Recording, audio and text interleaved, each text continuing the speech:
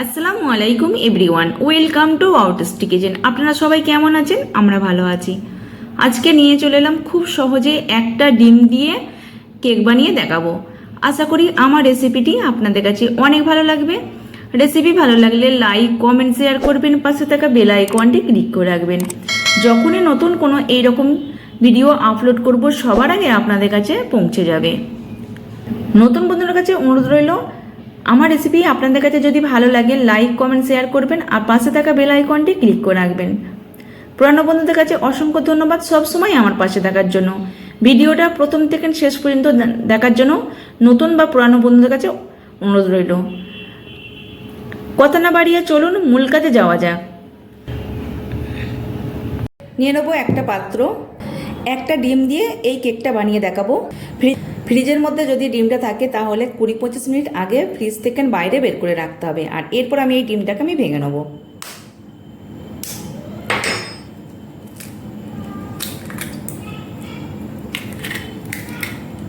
এরপরে দিয়ে দেবো চিনি। মিষ্টিটা আপনারা আপনাদের টেস্ট অনুযায়ী দিয়ে নেবেন। একটা হ্যান্ড উইচের সাহায্যে ডিম আর চিনিটাকে ভালো করে ফেটিয়ে নিতে হবে।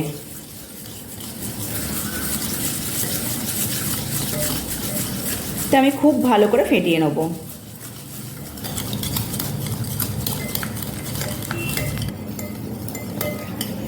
তো আমি বেশ কিছু সময় নিয়ে চিনি আর ডিমটাকে খুব ভালো করে ফেটিয়ে নিয়েছি। আর ঠিক এইরকম দেখছেন সাদা মতন হবে, দেখতেই পাচ্ছেন ঠিক এইরকম একটা সাদা সাদা টাইপের হবে। এরপরে দিয়ে দেবো তেল। তো আমি হাফ কাপের কম তেল দিয়ে দিচ্ছি। এখানে আপনারা ঘি অথবা ব্যাটারও দিতে পারেন। দিয়ে দেবো 1 চামচ ভ্যানিলা এসেন্স।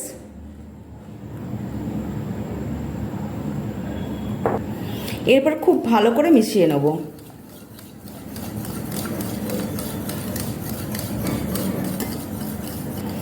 ভ্যানিলা এসেন্সটা অবশ্যই দেওয়ার চেষ্টা করবেন। ডিমের মধ্যে যে একটা গন্ধ থাকে সেই গন্ধটাও চলে যায় আর একটা কেকের মধ্যে একটা সুগন্ধ চলে আসে। তো আমি খুব ভালো করে মিশিয়ে নিয়েছি। ময়দাটাকে আমি চেলে নেব। তো নিয়েছি 1 কাপ ময়দা, হাফ চা চামচ বেকিং পাউডার। বেকিং পাউডারটা দিয়ে আমি ভালো করে চেলে নেব। এরপর আমি খুব ভালো করে মিশিয়ে নেব। এরপরে দিয়ে দেবো, তো আমার কাছে লিকুইড দুধ ছিল না, সেই কারণে আমি একটু পানিকে গরম করে নিয়ে আর পাউডার দুধকে মিশিয়ে নিয়েছি। এরপর আমি একটু দিয়ে দিচ্ছি,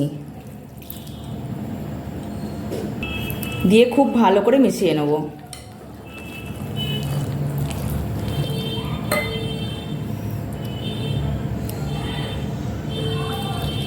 তো আমি একটু দুধ দিয়ে আমি ভালো করে মিশিয়ে নিচ্ছি।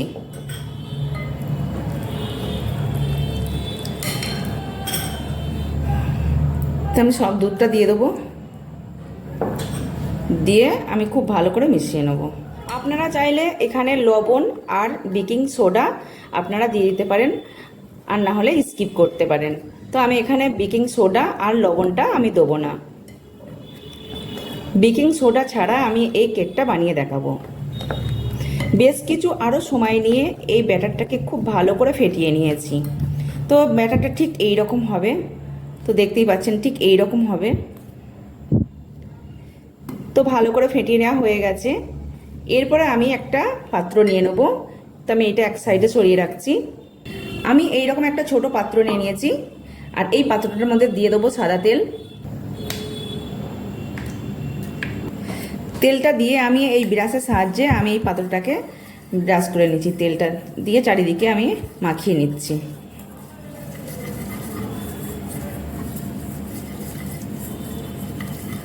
বড় পাত্র নেই আমার কাছে, এই রকমই একটা পাত্র আছে ছোট সাইজের। তো এই পাত্রটা দিয়েই আমি কেকটা বানিয়ে দেখাবো। তো আমি ব্রাশ করা হয়ে গেছে আর এই চারি সাইডে আমি তেলটা মাখিয়ে নিয়েছি। এই পাত্রটার মধ্যে আমি একটু ময়দা ছিটিয়ে দিচ্ছি, দিয়ে আমি ঠিক এরকম করে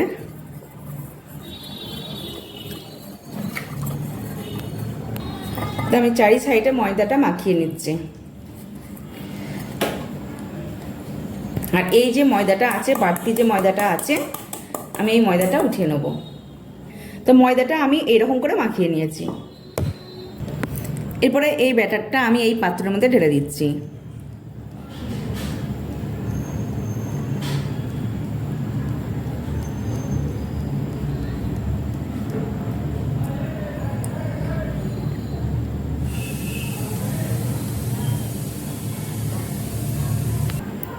তা আমি এই একটা চকস্টির সাহায্যে আমি এরকম করে ঠিক এরকম করে নেড়ে দিয়ে আর ভিতরে যে বাতাসটা থাকবে সেই বাতাসটাকে বের করে দেবো।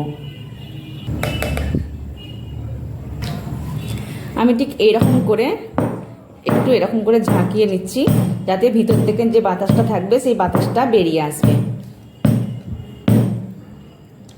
এরপর চুলায় আমি একটা কড়া বসিয়ে দেবো। তা আমি এইরকম একটা কড়া বসিয়ে দিয়েছিলাম আগেই গরম হওয়ার জন্য। তো আমি এটা উঠিয়ে নিচ্ছি আর এরকম একটা স্ট্যান্ড নিয়ে নিয়েছি।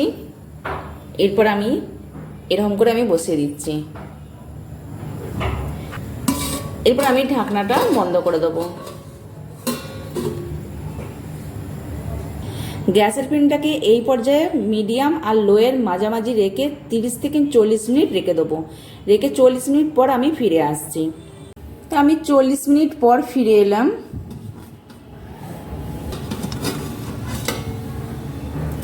আর দেখুন কত সুন্দর ফুলে গেছে। আর একটু বেশি ফুলেছে বলে তাই কিন্তু একটু উপরটা ফেটে গেছে। তা আমি ঠান্ডা করে তারপরে আমি পরিবেশন করে দেখাবো।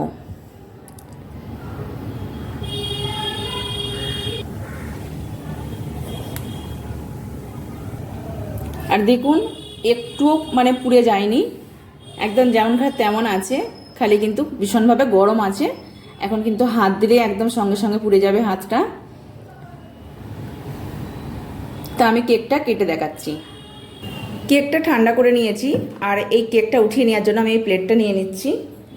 আর কেকটাও ঠান্ডা হয়ে গেছে। একটা চাকুর সাহায্যে কেকটা চারি সাইডে আমি একটু ছাড়িয়ে নেব।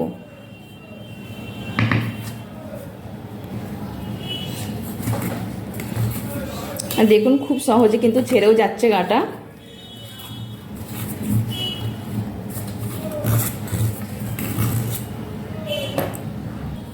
তো আমি ছাড়িয়ে নিয়েছি।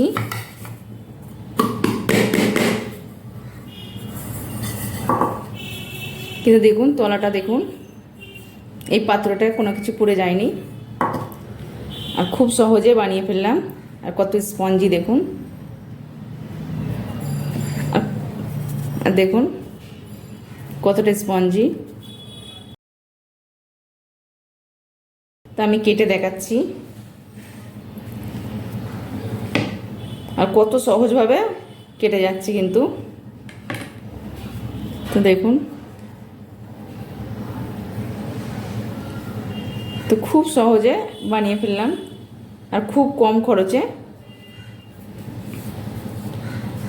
তো আমি পিস করে কেটে নিচ্ছি।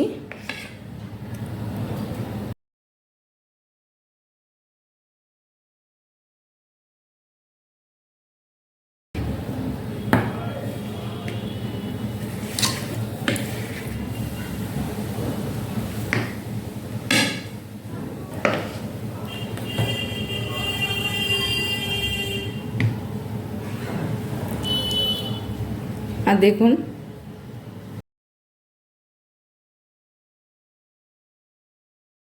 তা আমার রেসিপিটি আপনাদের কাছে কেমন লাগলো অবশ্যই জানাবেন।